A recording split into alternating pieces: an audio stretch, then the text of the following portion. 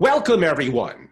I'm Angelo Robles, host of the Angelo Robles podcast. I'm also the founder and CEO of FamilyOffice Association, a global membership organization dedicated to the interest of successful families and their family offices. To give some perspective and context on my interviews and solo podcast, I help global families and their family offices solve problems, procure positive future outcomes, and prepare for intergenerational necessity. It's vital for the families and their family offices to understand vulnerabilities and become more resilient and anti-fragile so they could thrive in crisis. My experience with some of the wealthiest families in the world has allowed me to distill the best practices for discovering purpose in creating vision, governance, structures, systems, processes, and culture that will allow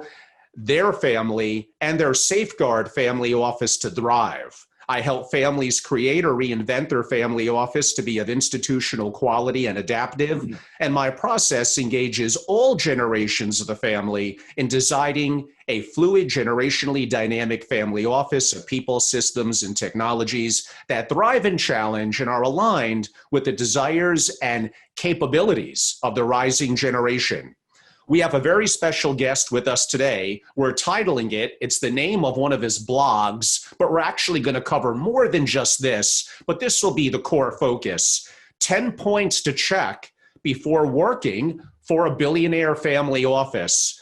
I was surfing the web, had to be about 3 weeks ago, and I just came across Sven's amazing blog, and I absorbed so much of what he's doing, but this one really caught my attention because in my master classes and some work that I'm doing, I talk for sure the number one thing of a successful family office is the people, but I've started to open up the kimono a little bit about some of the challenges that some executives may have and should be concerned about. And let's try to be fair from both sides relative to the principal or the family and the executive. And generally, these things are not spoken about within the community. So there's very, very few resources. Our special guest today is Swen Lorenz, entrepreneur, blogger, and consultant.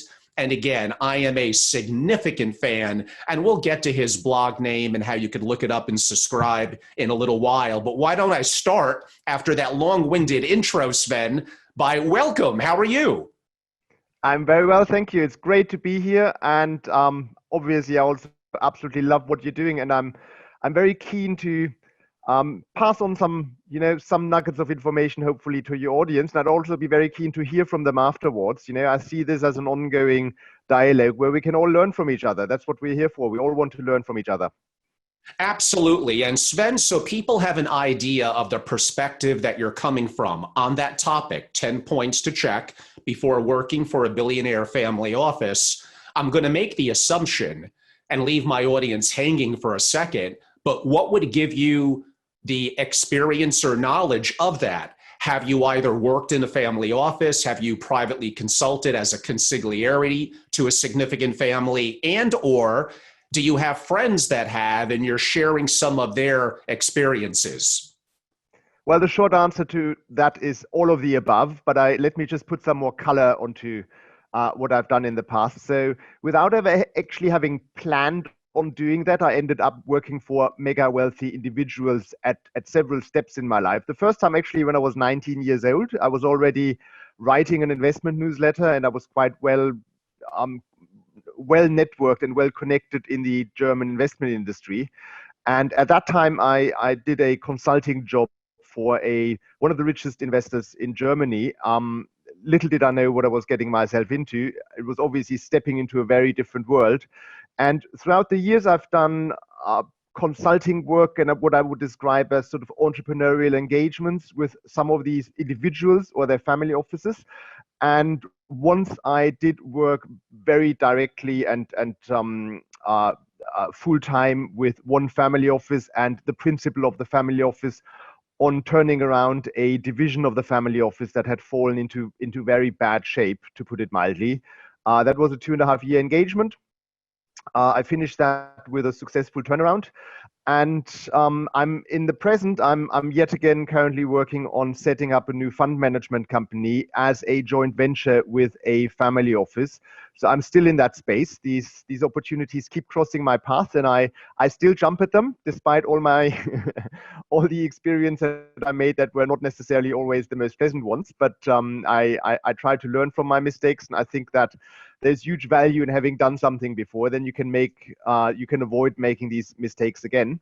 And to just add one last bit of information to it, I think so. The idea for this article really arose because I have a whole number of friends who have done similar work in various capacities.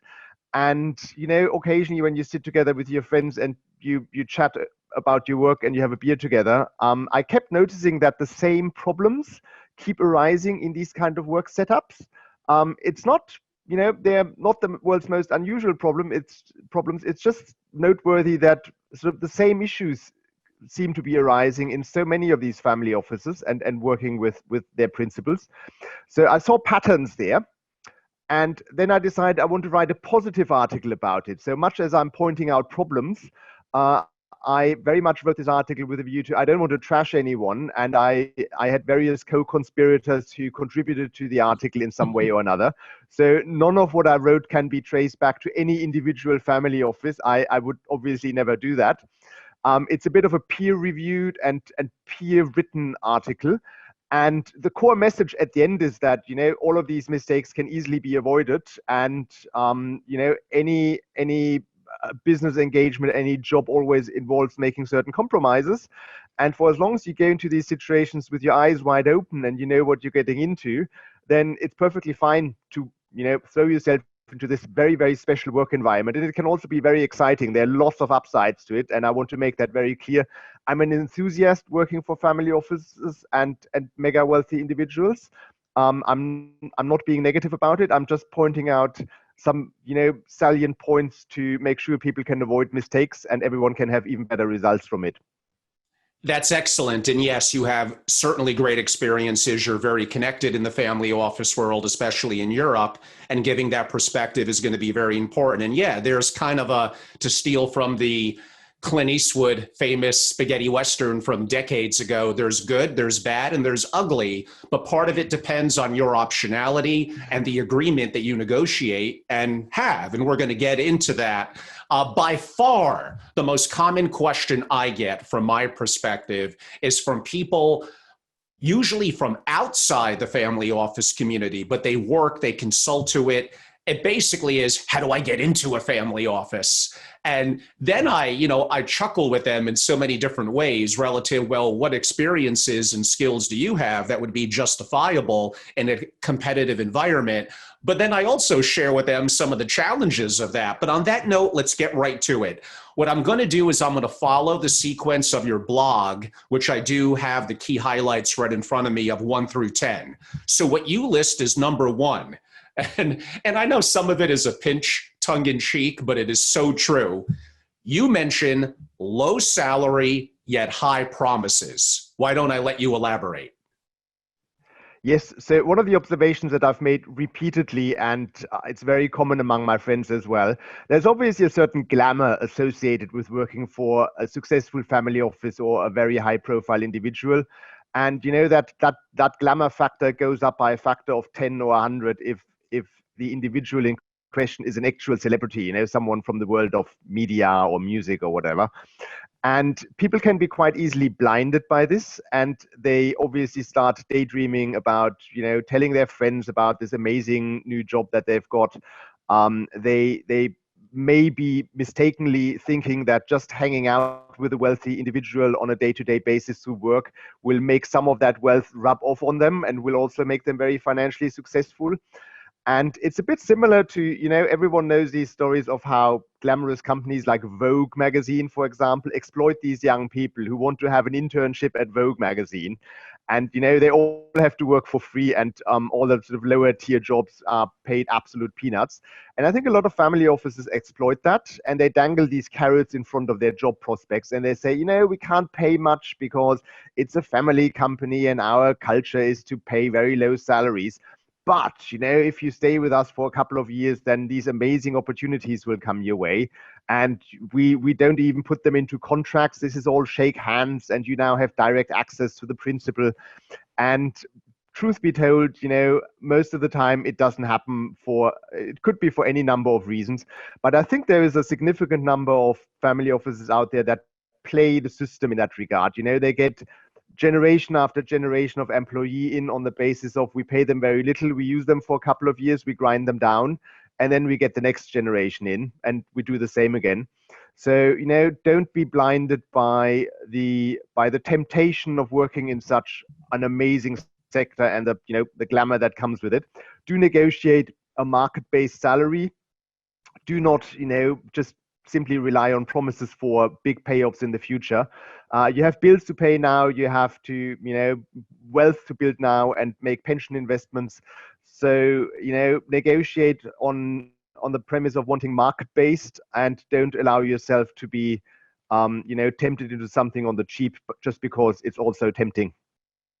Very true. And talking a little bit from both perspectives, and I've advised on both perspectives, the incoming C-level executive and with the family. Yes, if you're an executive, you would hope that you have great skill, great communication, you have gainful employment where you're well compensated, and honestly, you have optionality. So if you get reached out to by a family or a recruiter, and you may want to explore listening, you don't want to go down. You want to go up in terms of the opportunity, and potentially, even if it is potentially relative to bonus and carry, relative to compensation. But you should never be desperate. Just because the jobs can be few and far between, you should be in demand from a variety of different perspectives. And if you have desperation in your eyes or in your voice when you're talking with especially a wealth creator, they're going to sense that in a second. And yes, honestly, I'm just being direct. What Sven noted, they're going to take a little bit advantage of you.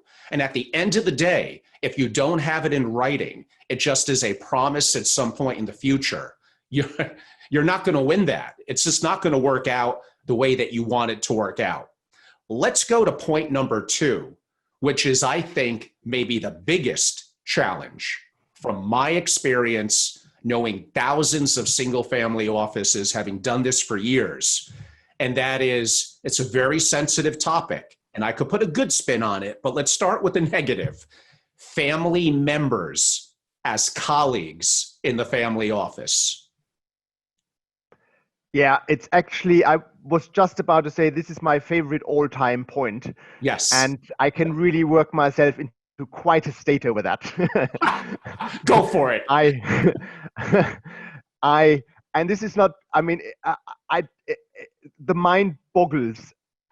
I am observing so many times that the family office principals are surrounding themselves not just with family members. I use that as a bit of a, an umbrella term to also capture the yes-sayers, the sycophants, and people who can't be fired because they've got compromising knowledge about the family or the firm. And that is so widespread. It is unbelievable. And, it only takes a single bad employee to basically poison the entire well. If you are working in a family office setup where there's one family member who, let's just say, is completely incompetent, but so happens to be one of the favorite family members of the principal and has the principal's ear and trust, and maybe the principal just simply doesn't have possibly not even the interest really to stand up to bad or difficult family situations, because there's so much wealth, then you don't have to face up to difficult situations, because you say, we can just spend money and make the problem go away. But what that means to you as a C-level executive is that literally one person can poison the entire team and can make your position untenable. I've seen that. I shall not say more than that. I speak from experience when I say that this is probably one of the biggest risks you face when you go into a family office situation. On a brighter note, if you encounter a family office where they have a clear policy on not employing family members. I think that's worth, its weight in gold, and you should evaluate that very closely. That sounds very attractive. And also, one has to be fair. Family offices and family firms can thrive on having the right family members involved in the business. But you need to evaluate that very, very carefully. And I would not hesitate to ask some very open questions about this and be, very forthright about you have a concern there and you need to discuss this in advance before you enter employment. I think they will just grow even more respect for you if you do that. You have to do it in a respectful way. And you then have to make a judgment based on what you hear, which may or may not be the truth, but follow your gut feeling. But certainly do not just go in there without asking about this point. It's very, very, very important that you get that one straightened out before you join so that you make an informed decision. Yeah, that's hugely important. And at least here in the US, COVID-19 has been rather devastating. So right now, most family offices are working remotely and adapting well. So potentially that's a little bit, I said a little bit, less of importance and value. But of course, things will eventually come back to somewhat of a new normal. Even billionaire families, their family offices are often relatively small. 2 people, 3 people, maybe even 15 or 20, but that still is relatively intimate. What Sven just said is so true, that one person, because they're going to stand out. It's not like there's hundreds of people there where they may blend in, you don't really notice him. One person who is not a good skill set, culture issue, or the executives who are non-family members feel they might be a little bit of a spy, for lack of a better word, kind of pollutes everything. But I did want to point out what Sven noted as well. There are times when the next generation is an improvement over the wealth creator, potentially as a boss or as simply someone ingrained in the family office relative to their education and their temperament. So I would say it's something to be alert to arguably want to have clarity on and be direct in that discussion. But there are some times where it's potentially a positive as well. But I would say that is something that should give some level of, I need to understand the context of it deeper. The number 3 one that you know, and this does happen as well, you call it fake wealth. Explain, Sven. I think everyone loves going through the wealth lists that are published in publications like Forbes or in the UK. Yeah, in the UK, it would be the Sunday Times Rich List. I think they exist in pretty much every country by now. And of course, if you have the prospect of working for a family office or a wealthy individual, you try to find out, how much do they actually own and what, because it's directly relevant to issues such as what will your job involve, how big a job are you taking on, what salary can you charge for, because obviously the bigger the family wealth, the more there is to manage. And something I noticed over the last, I think really 2 decades, ever since I've been immersed in that sector to a certain extent, there is an incredibly large number of people on these wealth lists who should not be on there. And equally, there is a very significant number of people who never appear on any wealth list who would be pretty much up in the top spots, but they don't want to be in there.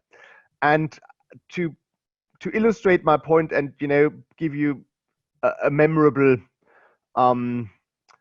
anecdote about this, I would even go as far that a good number of journalists who are working in publications that are creating these wealth lists are somewhat corrupt, even if it's only soft corruption. Journalists, being taken on holidays and having access to a private jet on the odd occasion and all that sort of stuff. I know very specific examples where listings in these lists are excessive. And equally, as I said, there are a lot of people who never appear on there, who have mega wealth, or who may be on the list and actually their wealth is a multiple of what the public estimate is. I just want to say, don't take these public lists at face value unless you can research them through some public sources, such as, for example, if it's the major shareholder of a public company, then probably that makes up a significant amount, if not even the vast majority of the family wealth. And that's very easy to look up and work out and verify. if there's no verifiable information, again, I would not hesitate before signing a work contract to make some constructive, to pose some constructive questions and inquire about the situation, so that you're not realizing all of a sudden, well, I signed up to a billionaire whose wealth really is only 50 million, which totally changes the situation of your job. You shouldn't be, avoid that you get in for a surprise like that, and don't underestimate how often that happens. Oh, it happens a lot. I'm going to bring up a bit of a topic that you kind of will note in your top 10 list. But the reality is there is some irony here, and that these, especially wealth creators, are amazingly hardworking, entrepreneurial, Machiavellian. Luck likely played into it, as it does with every company, but they are rather often swashbuckling, amazing figures that hold their companies that created wealth to an incredible rigor through their knowledge, experience, and for a variety of factors. Yet, when it comes to now, their wealth and their legacy, their new company, their family office, it's not held to that rigor. It may involve hiring cronies or people they're comfortable with, engaging family members that are not yet qualified and getting the experience. In other words, at best, they're probably trustworthy, but the quality you're getting is probably of mediocrity. They're not holding it to a bar of excellence, of institutional rigor, of a certain professionalism and standard. Now, what I will say is this is absolutely getting better. Over the last couple of years, especially with billionaire families, I am seeing an increase in more institutional, hiring high quality people, paying them properly. We already noted that a million times. That's incredibly important. Let me talk a little bit, Sven, from your experience about the opportunity, which is what I noted earlier. If you're an executive of talent, you should have somewhat of the attitude of, you want to have no ego and a beginner's mindset. That's important to be part of a family office, but you should have options because you're good at what you do. I'm going to bring up an American football analogy, which I know you're not American, but you'll get the general context of it. So the NFL, American football, is very, very popular. Just kicked off a couple of days ago. There's a team that has been downtrodden for decade after decade after decade after decade. It's called the Cleveland Browns. And the culture from, I guess, the owners, and they've rotated owners multiple times, to the general managers is just bad. But if you're a coach and there's only 32 teams, there's only 32 opportunities to be a head coach. You may want to take it, but are you going to be in an environment of culture and lack of spending and other resources where you're likely going to fail? So there have been two coaches, this goes back to the 90s, that were on the staff of the Browns. One was the head coach. His name is Bill Belichick. He's now regarded as the best NFL coach of all time. He was not that with the Browns. Was that his fault? Perhaps. Was it the Browns' culture? Perhaps. On his staff was Nick Saban, likely the greatest college coach in American football of all time. The Browns had amazing people inside their own organization, but they didn't give them the proper leadership and culture and enough time to help them evolve. Now, you could argue they needed that early experience. They had to get, quote unquote, fired to get better. You might be right. But what I'm saying is, if you're a talented person, Sven, do you think that an executive should be careful and be choosy and make sure they're going to put themselves in an opportunity to have a better chance to succeed, as opposed to taking anything that comes along from a family office? You're exactly right, and I mean, ultimately, if you work as a C-level executive in a family office, your job is also to challenge the family. And the interview process and the entire process of negotiating a position, I think, is the ideal opportunity for you to also show you're not a pushover, you're a tough negotiator, you're very professional, you have an analytical mind, you're asking difficult questions, and you're asking them in such a way that you come across as terribly nice and diplomatic. Because all of that you will have to do in your day job. And we have, there is such a large number of potential employers out there nowadays, and including in the family office space. Yes, some of them are difficult to get to, but if you really want to enter this sector, don't jump at the first opportunity just because you're desperate to enter the sector. Be choosy and show them that you're not a pushover and that you have, a high market value, and do ask these difficult questions, and don't sell yourself out too cheaply and too easily. The number 4 on your list is working on dead end or pet projects of the principal, if you could explain. So you mentioned that wonderful word, the institutional rigor. And when you look at family offices, obviously they have already created their wealth. And they may now very well be in a position where they can afford to not have that much institutional rigor anymore. Or there may be just simply the psychological, the state of mind and the mentality that the hard work has been done. We now already have a large fortune, so we can also have a bit of fun.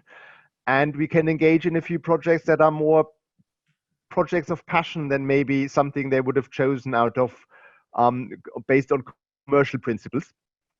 That's absolutely fine. And, frankly, once I have the sufficient spare money, I shall be doing exactly the same. But you need to pay attention as an employee to not be pushed into working on what I called a dead-end project or a pet project, where, the family office might want to have that project on the go because they like being associated with it, or because it gives them access to interesting people or interesting parties even, all that sort of stuff. But they're ultimately not all that interested in really turning that into a long-term, thriving commercial success story that is on the level of ambition of the activities that made their wealth in the first place. So be a bit careful about not being pushed into something that may just be simmering on, like a low temperature because they like having it, but nothing grand will ever happen. Don't assume that the projects a family office is pursuing today are as ambitious and as commercially driven as what originally created the wealth. There can be a significant difference, and you need to be aware of that and make sure you are, working on the right thing and not on something that just has a bit of a secondary importance to the family, because that will affect your career prospects and also your work satisfaction and how much you get out of it in every sense of the way, including financially. Of course. And related to your point number 1 and this one, number 4, there's been a trend in families to be what's called direct investors, usually in private companies, because they're more in efficient markets. It's an opportunity for an illiquid premium, but you're getting a premium, you're getting a greater return, a level of more control, family involvement. And this is a way where executives in the family office at a high investment level or CEO level could make quote unquote serious money. But related to your points 1 and 4, what clarity and what do you have in writing? Meaning, if they're, oh yeah, we're going to be active investing in companies, source us deals, we'll help to finance, put it together. That's so how active are they going to be investing? How much money are they allocating to direct deals? What kind of negotiation in terms of carry and a percentage of the action that you have or forgivable loans, whatever. And then here's a really big one, Sven. The family may have decades and decades and decades, but even if they're actively being a direct investor with you as a talented, whatever, 30 to 40-year-old, you may say, hey, like when I work in a private equity firm, they have exits 7 or 10 years, where you may not want to exit for 20 or 30 years. That's going to be way too long for me. I'm not a billionaire like you. These are all things that need to be ironed out, and you need to have clarity as much as possible beforehand. And this is where the wheels come off the car too much. You summed it up perfectly. And what you just mentioned about private equity firms, never before have talented employees had it so good in terms of the choice of potential employers where they can make a lot of money. So, obviously family office always has the connotation of if I work with them and for them, then eventually I will also make good money on the back of that. They're not the only show in town. And that also makes it more difficult for family offices to get great talent, which then goes back to one of the previous points. They can quite easily end up hiring family members or hiring the yes sayers or anyone who just happens to be available because they don't have rigorous hiring processes in place. It's all connected at the end of the day. And as an employee, if you're talented and you have some experience and ambition and drive, you have considerable options nowadays. For sure. Number 5, effectively, it's career path. You call it lack of further vocational training. If you could talk about that, please. So as you mentioned earlier, often family offices don't actually have that many employees. It might only be 10 or 15 or 20. And quite often they don't have an HR person. And it took me until a bit later in my career that I appreciated good PR people, and I appreciated companies also offering a certain career path to their staff, and also, call it further education or, additional opportunities to build your skills. And if a family office doesn't employ an HR person, that entire subject may never come up, and you may find yourself in a situation where, yes, you've got a good job, but you're stagnating a bit, and you're up against the competition of, for example, I have various high up friends in large corporations where the companies literally force onto their key staff members additional opportunities where they can sharpen their skills and really grow as an individual. And eventually you will start to fall behind your own contemporaries. And it's worth also asking about this before you go into any of these situations. What budgets do they envision? For example, they may just say, we don't have an HR person, but we give you a budget X, and every year you can spend that on anything that improves your skills and makes you a better employee and also enhances your career path.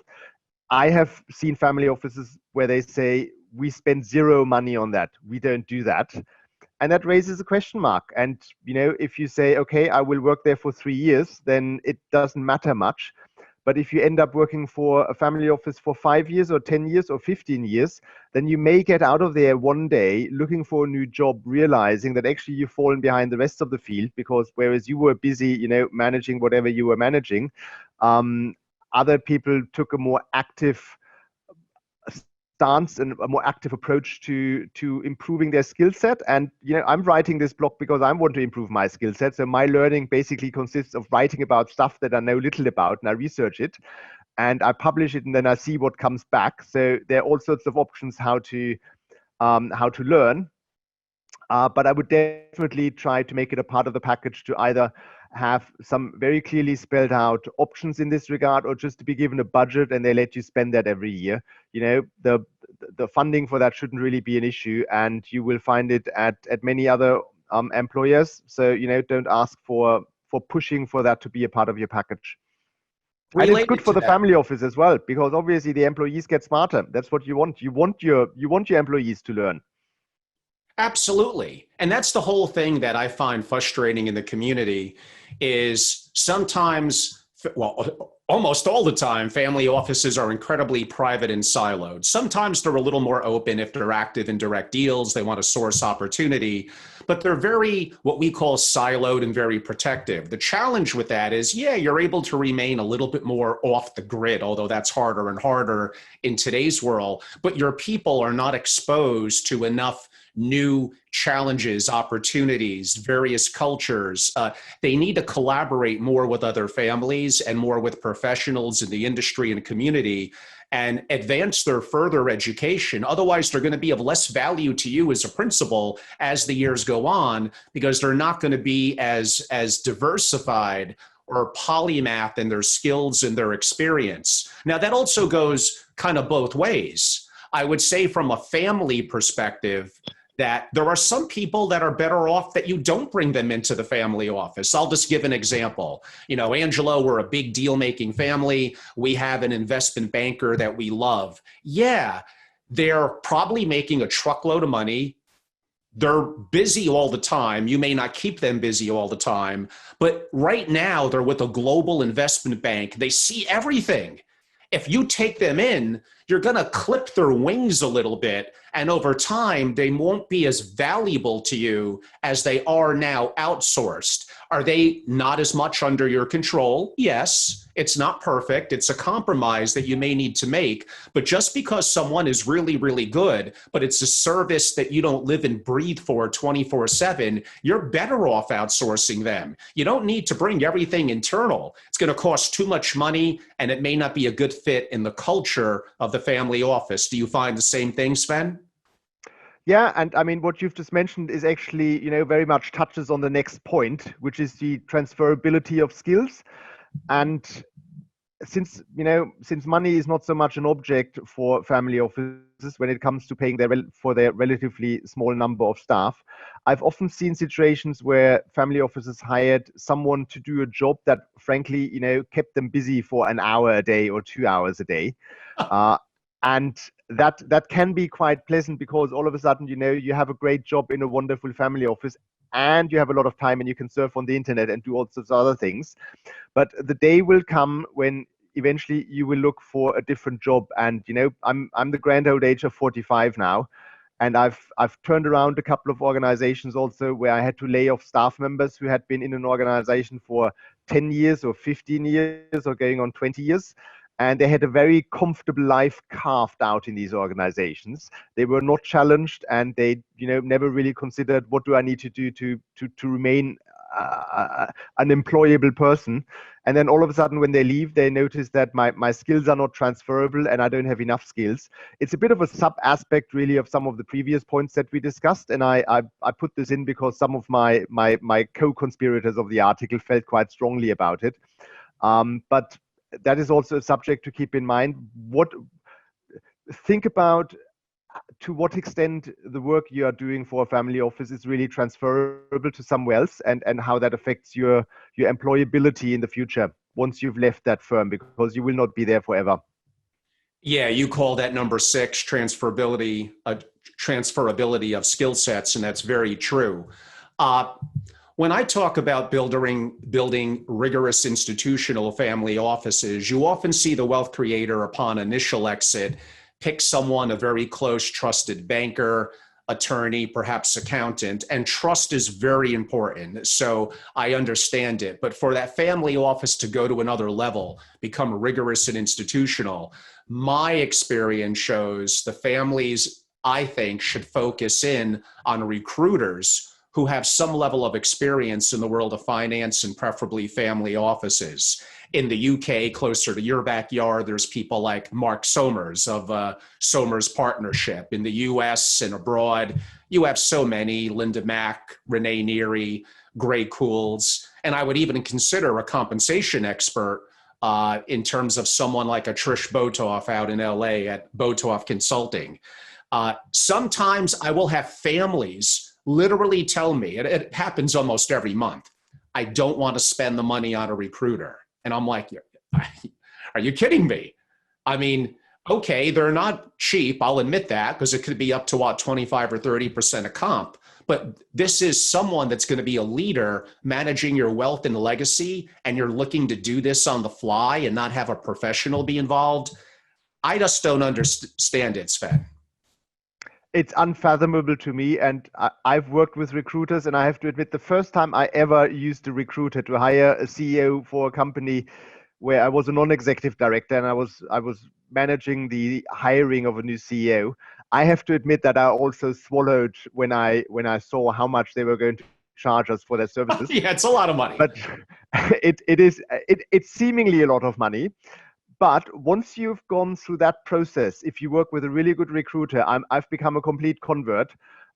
It is worth its weight in gold. And as you just very correctly and succinctly said, this is going to be a person who will look after your wealth, your legacy, your reputation, your entire life. And, do anything you can do to find the right person for that. Because if you don't, and if you get it wrong, the cost is just so much higher. Yes, much higher. Your point number 7 is losing your moral compass. What do you mean by that? So luckily, I've never been in that situation. That's good. But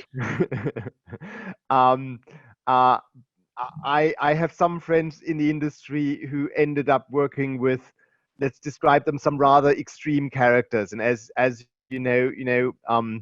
I mean, having some kind of extreme personality traits is certainly helpful when it comes to accumulating extreme wealth. And then you have the fact that extreme wealth influences character. So, in this world, you're ending up with a fair number of characters.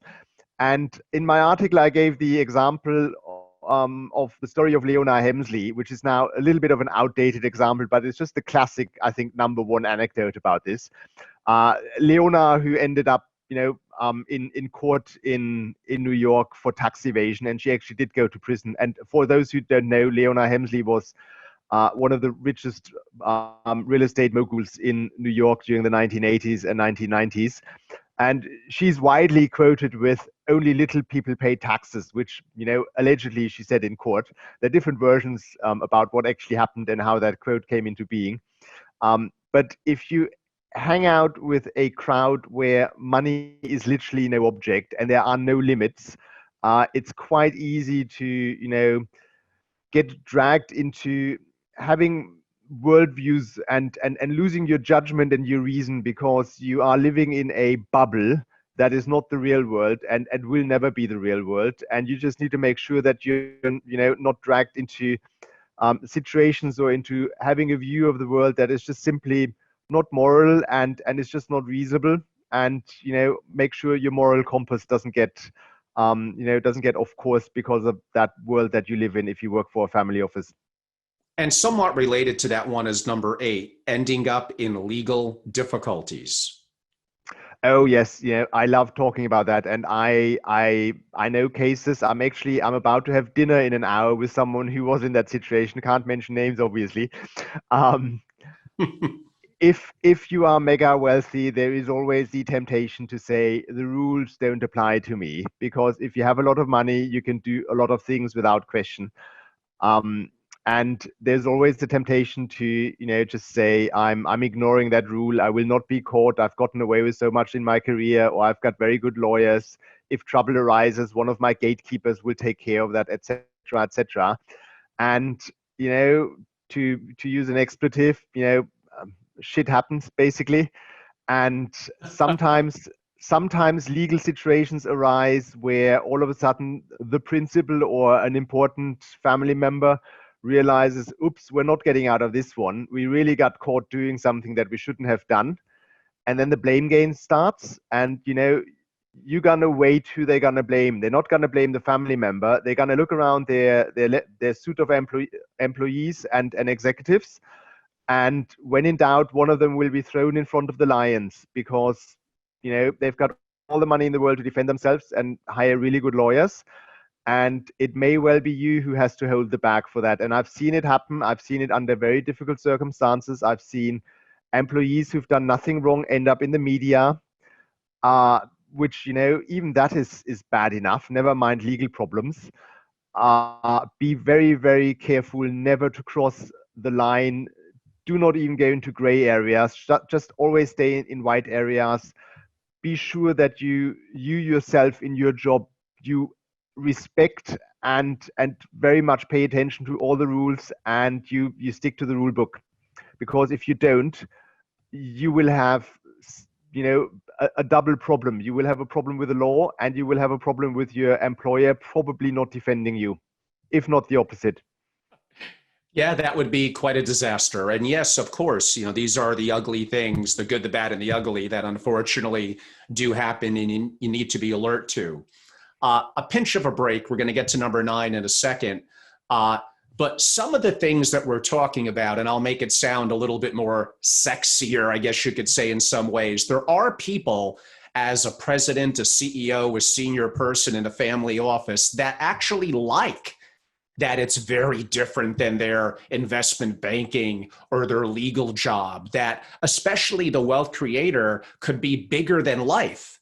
And you may not know what you may next have to do. One day you're flying to the Caribbean, buying an island, from the Bahamas, or you're building a golf course, you're negotiating a deal with a celebrity on a brand alignment. There are people that thrive, that love the fact of, this is great. I was getting bored only doing pure legal work or pure investment work. And I like the fact that I'm a critical thinker, I'm a good communicator, and I adapt well. And yeah, I mean, I want to have a contract and an agreement and get paid properly, but I love the fact that this is fluid and changes.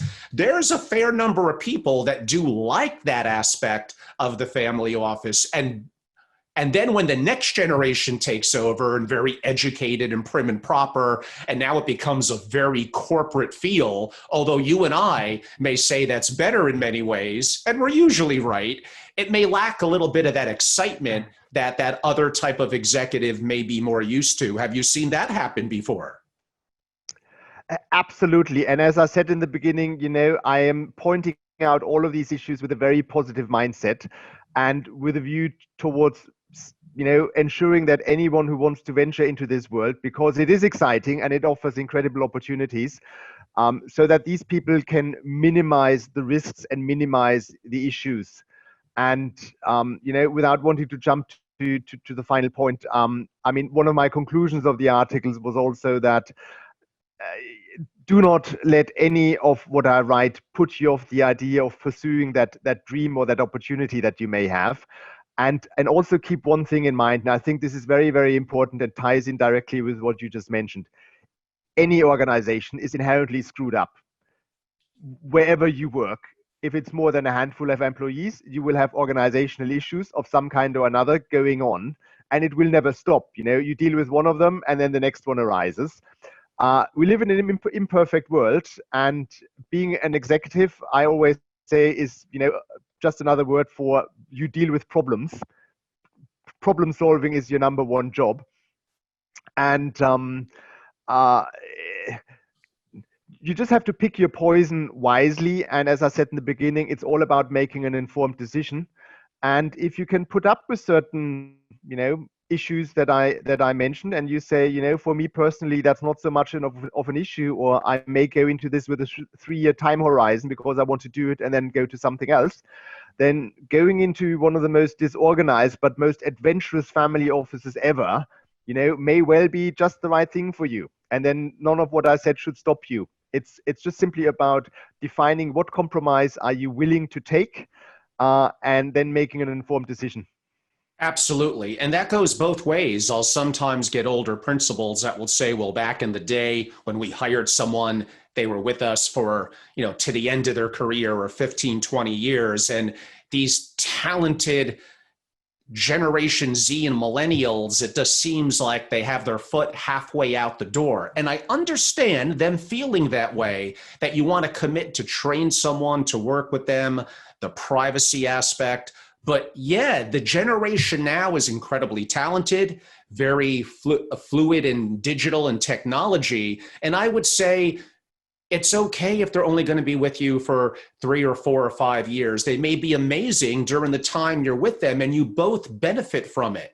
You want someone who has optionality, who other people are like, wow, I want to have that person that person has. Again, that's a sports analogy of you want that best person on the other team. So the fact that other people may pluck people from you says something good, that you're hiring amazing people. Now you have to treat them fairly and compensate them above average, and then that's less likely to happen. But there is a bit of a balance there. And I completely agree with you. I said it in my open when I speak about the things that I do. The number one thing for a high-level family office executive, usually more the CEO or president, is to solve problems. I like to also use the word procure positive future outcomes, be resilient, be anti-fragile, and basically critical thinking, even more than experience, probably is the number one trait. And working in a family office, so holding down any ego, being able to communicate, being someone who has very good emotional intelligence, or some traits that, again, this is the advantage of a recruiter, is they're going to be able to help to flesh all of this out. Number 9, Sven. Yeah. Can I just slip in one more Yes, anecdote please. there? Just so that I don't come across as, the miser who just always looks at the bad stuff, and to add one anecdote and one very practical example to what I've done or how I have looked at a situation. I once walked into a situation that is relevant for this entire context, not mentioning names, obviously, where what I mentioned earlier, a carrot was dangled in front of my face about some, potential amazing future financial payoff. But, we can't agree on it just yet. It has to be worked out further down the line. And I knew that there was, and I knew the individuals involved. And I knew exactly there was a 50% chance that this was going to turn out to be a nothing burger, if not outright BS.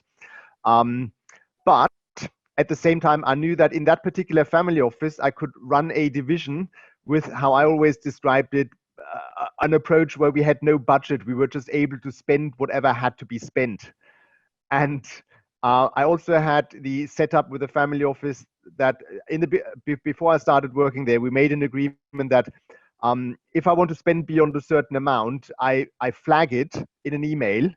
And if I do not get a reply to the email within 24 hours, then I consider it approved. So to not have a budget and to basically work on a, like very flexible basis where you say, I will tell you what I want to spend. And if you don't answer to my email within 24 hours, I can do it. And the money is there and I've got implicit permission. That's an amazing way to work. Absolutely no doubt. And a large corporation would never allow you to do that. And I did great stuff in those, 2.5 years where I was there. And I have no regrets. I knew that probably the future financial prospects were, with a 50% likelihood not going to be there.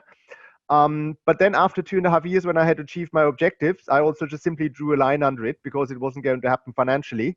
But I had fun. It was a positive experience. I have nothing bad to say about it, but I went into the entire situation with my eyes wide open.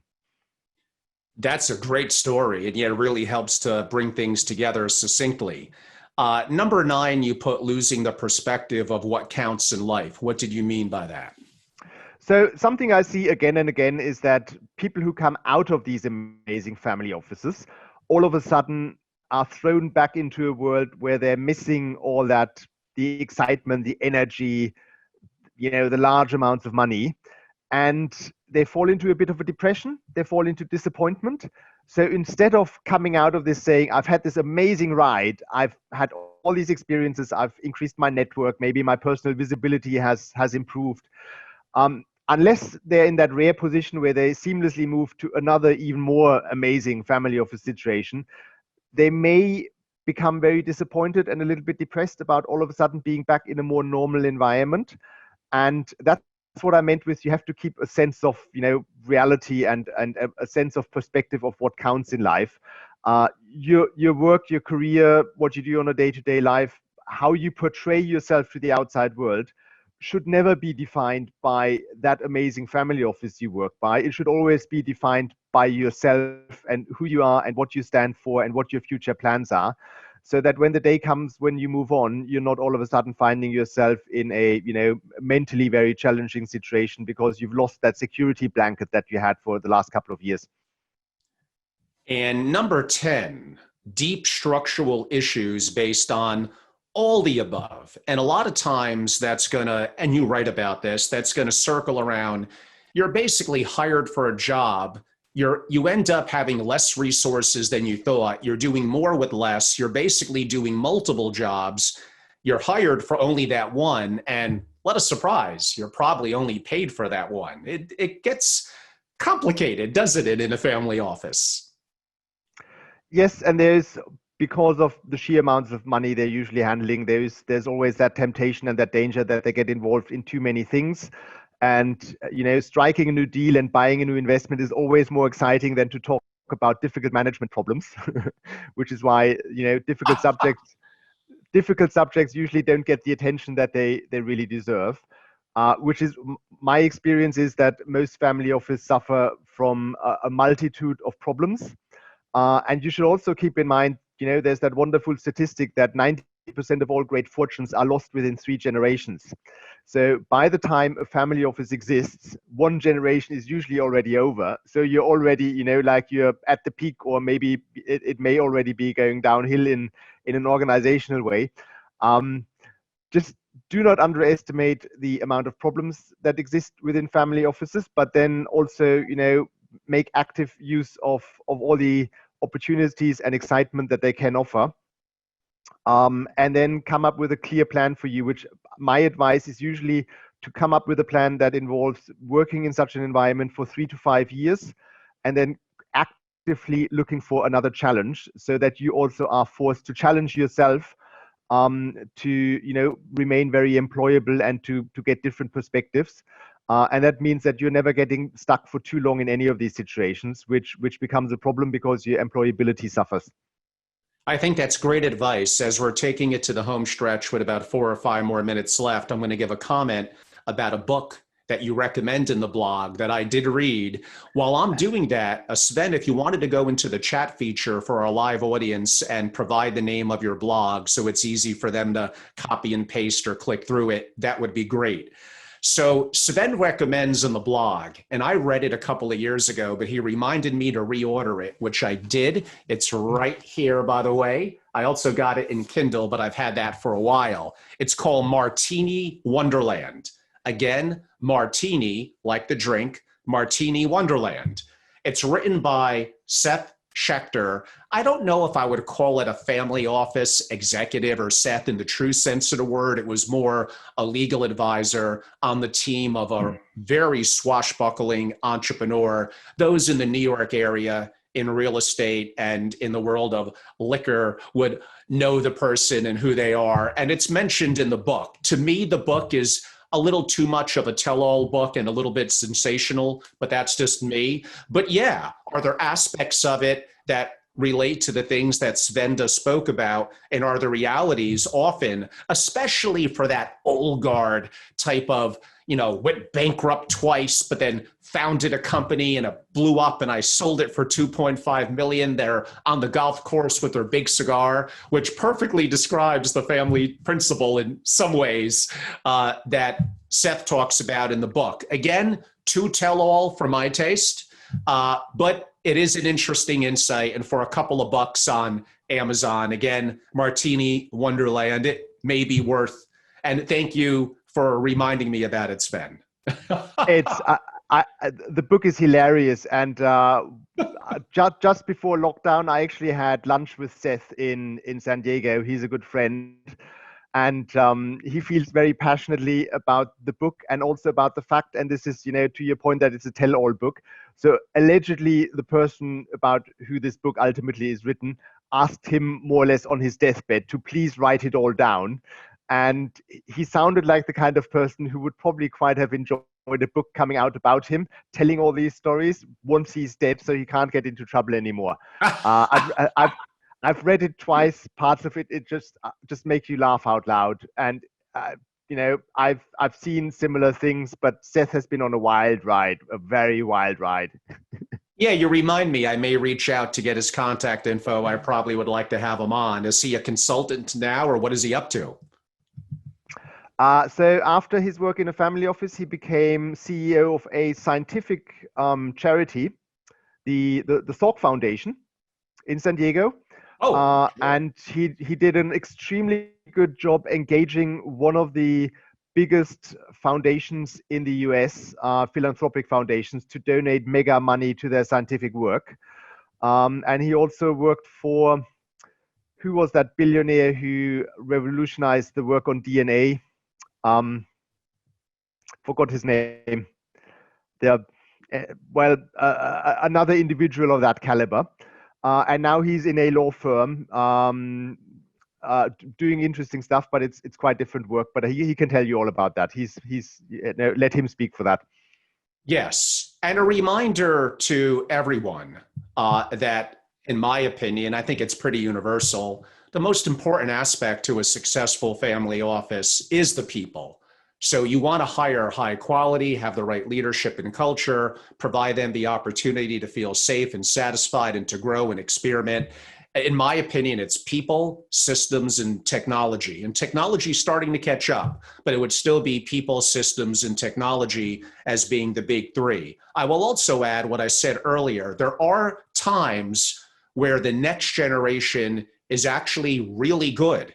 They're educated, they're connected, and they realize that they want to have a more rigorous and professional SFO than probably, let's say, their parents had. So sometimes that could be a better situation relative to the second or third generation. Has that frequently been the case? No, but I think these dynamics are changing. So it all depends. There's so many different factors. Like they say about family offices, you know one, they're all snowflakes, they're all different. But I don't want to make it sound like it all goes to hell in a handbasket when it transitions from the swashbuckling wealth creator to the next generation. That is not true. There are some times when it becomes better, more rigorous, more institutional. What I will say is you better be able to relate to that rising generation who has different perspectives, different ideas on investing, likely different political beliefs.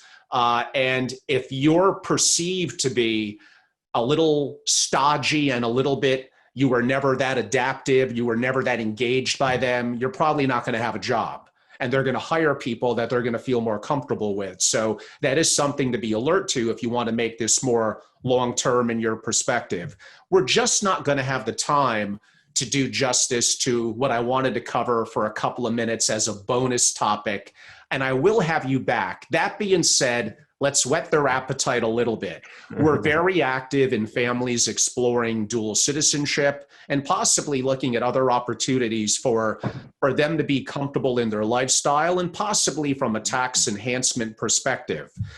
There's, I guess, one of the British Isles that I never heard of that you mentioned that sounds like a Shangri-La and also is beneficial from a tax perspective. We'll have you back for a deeper dive, but if you had to give me 2 minutes to explain where is it and why someone would want to consider it, where is it, Swen?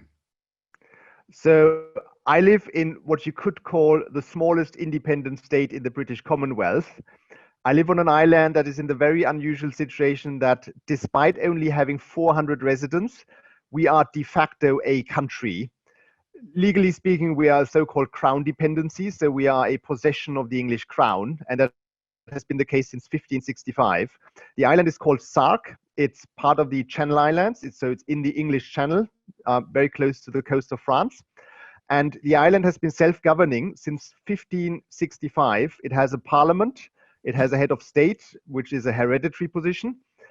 We have our own tax laws, we have our own laws for everything because our parliament is, a fully functioning parliament, and we are writing our own laws and we can govern ourselves independently on that island.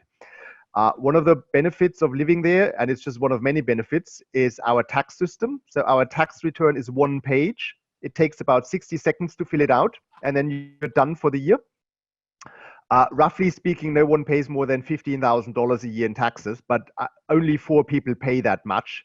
I would say more realistically, you pay about $5,000 really if you live there. And you don't even need to keep accounts. There's no obligation for people to keep accounts or, disclose assets or disclose income. And on top of all that, and I think that's even more important, it's a wonderful place to live because it's got stunning countryside and landscape.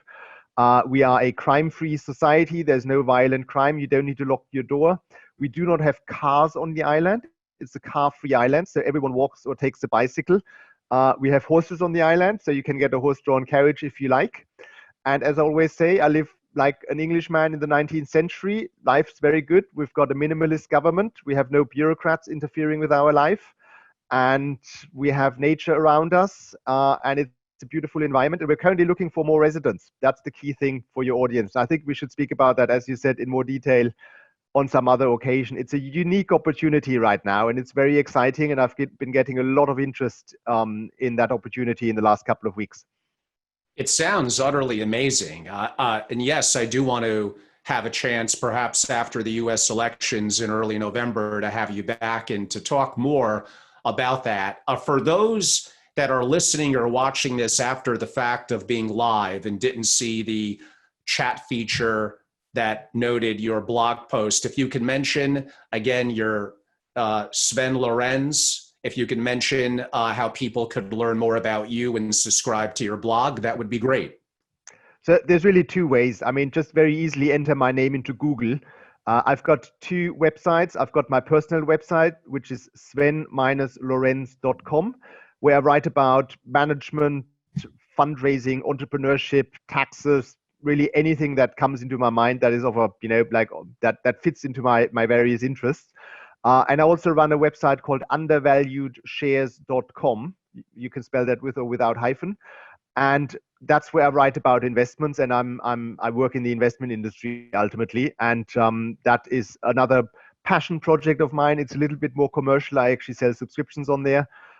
If you want to learn about the opportunity with the island of Sark, then you have to go to swen-lorenz.com, and you'll find more information there, and a lot of other stuff, which you already discovered. Excellent. And that's Swen, spelled S-W-E-N, Lorenz, L-O-R-E-N-Z. It's been a pleasure to have you on. In my close, I really enjoyed it. Swen is amazing. I love his blog. I look forward to having him back. And this was a great subject, and one, again, that the industry really doesn't cover, or it gets glossed over. I think we, really did a good job, thanks to Swen, in terms of making understand kind of, again, what I said was the good, the bad, and the ugly. And there's a combination of all of it. And part of it depends on you and what you negotiate from the perspective, looking at it from the executive's perspective, and your expectations. Do you need something very structured and rigorous, or do you want the excitement and potential opportunity? And again, things that Seth talks about in the book, Martini Wonderland, that you may find invigorating and great. And that's what would endear you to a family office. So it really differs for everyone. Everyone, I'm Angelo Robles. I'm the host of the Angelo Robles podcast, Apple, Spotify, iHeart, Stitcher, and many other platforms. And I'm the founder and CEO at Family Office Association. We're a global membership organization dedicated to the interest of successful families and their family offices. We do a significant amount, arguably more than anyone else, of original proprietary content, which I really enjoy and take great pride in that. And we host a lot of programming.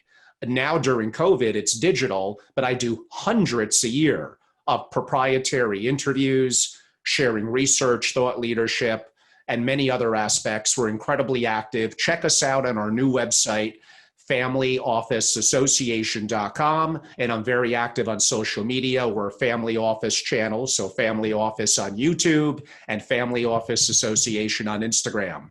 Everyone, thank you so much. Swen, you were a great guest. I look forward to the next time. Thank you. Thank you so much for having me, and amazing chat. I really enjoyed it. I also learned a few new things from you. So I'm looking forward to taking this conversation further on the right occasion. It'll be my pleasure. Thank you so much for your kind words, Swen. Thank you. Bye-bye.